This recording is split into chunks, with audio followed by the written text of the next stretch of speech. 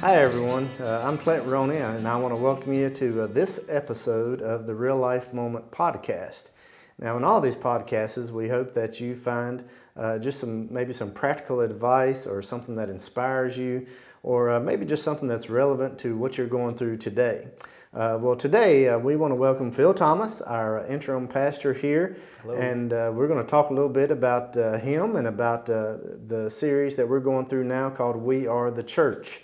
But before we jump into that, Phil, why don't you tell us a little bit about you, about your family, and what you like to do in your spare time? Okay, Tammy and I grew up at church. We've known each other just about our entire lives. We've been married 36 years, and we have two kids, Heather and Luke. And Heather is married, and Luke is still single. And we love dogs. So we have a grand dog with Heather and Nathan, and then Tammy and I share Rocky with our son Luke. What kind of dog is Rocky? He is a rescue mixture, so we don't know what he is. Our grand dog is a red-boned coonhound. Okay, all right. Does he bring any coons to you? No. No, all right. He failed FBI school, so he came to live with my daughter and son-in-law. Got stuck with him. Very good, very good. So if you like to fish, reach out to Phil. All right, that'll Love be to good. fish, kayak, play golf, even though I'm not very good. That's all right. Most of us aren't very good at it, so that's okay. Phil, you've been here since August, but it's only in the last 2 weeks that you've kind of taken in the teaching role on Sundays. How's that going so far? Knowing that, that's a big transition, a big change, not just for our church, but for you, following Pastor Mike. What's that been like for you? Well, the church has been great. The staff has been great. So everybody's been real warm and welcoming. I love it because I love to talk. So God put the fire of teaching in me, so I get excited. It's fun to teach what the Lord wants us to learn about Him. So I'm enjoying that. So it's been a lot of fun. I'm enjoying it, even though it's a big role. It is a big role, but you've done well. So far, so good. Thank you. I'm enjoying it. You started this series a couple of weeks ago called We Are the Church. And we've talked about how it's kind of based off of our ministry plan for Real Life Church. And most of you have never seen that ministry plan, and that's okay. We use it as a staff to kind of help guide us and make sure we're staying on task and doing the things God has called us to do. So tell us a little bit just about how that series came to be and why you chose to go in that direction. Right. We're talking with you guys, the leadership team, and with Mike as we were beginning the transition, is just to not get bogged down in the changes and the transition, which is easy to do.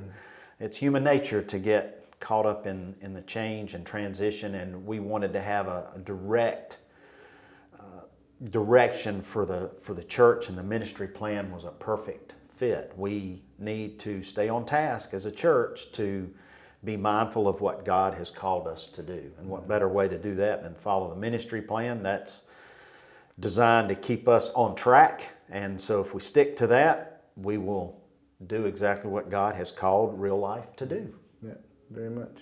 I know for a lot of times, when we get confused or not sure about something, it's always good to go back to the basics. What are the basic things, that we're supposed to be doing, whether that's in your personal life or for us as a church?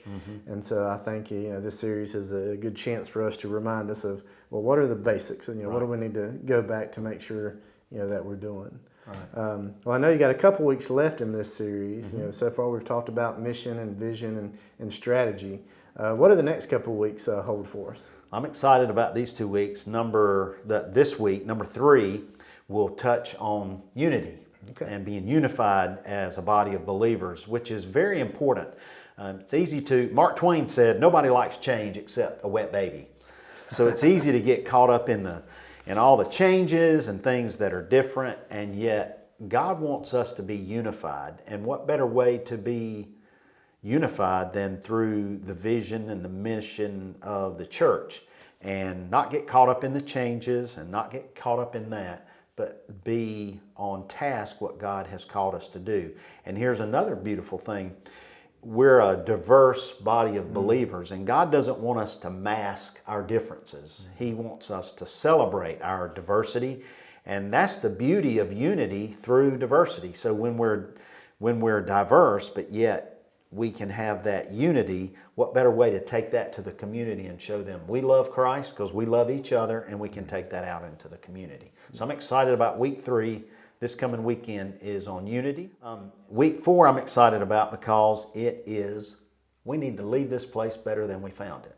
Not that this place is a mess, but God intends us to make changes when we meet people. And in order for us to do that, let's just make our circles a little bit better because we're here. And so the final week will be, let's leave this place better than we found it and learn how to be good leaders. Very good, very good. That sounds good. I'm excited about that. When you talked about unity, one of the words that I like is the word community, because it means common unity. Right. And that's a great description of what we as a church. We can be very diverse. We're very different, come from different backgrounds, different cultures, but we have a common unity in not just what we believe, but what God's called us to do. So looking forward to that. And so for this weekend. So there we go. Well, that sounds great, Phil. I'm looking forward to the rest of this We Are the Church series, but I know you've been thinking and planning about beyond that. So, right. So once we get past this first initial series, what are you thinking? What direction do you see us going as a church and through the Sunday services as far as your messages? Right. I think next we're going to look at how to build our faith, make it stronger. And this is what our faith view is, in that we believe that Jesus is who He said He is, God is who He said He is, and a lot of times we sometimes get weak in our faith. We have doubts, we have questions, and so let's come together and learn how to build a stronger faith. Yep.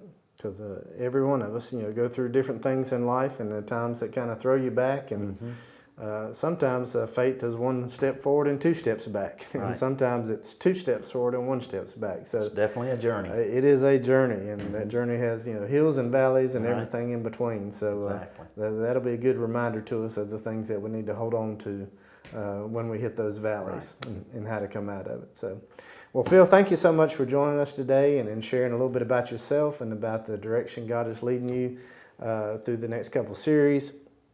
Thank all you guys for joining us today.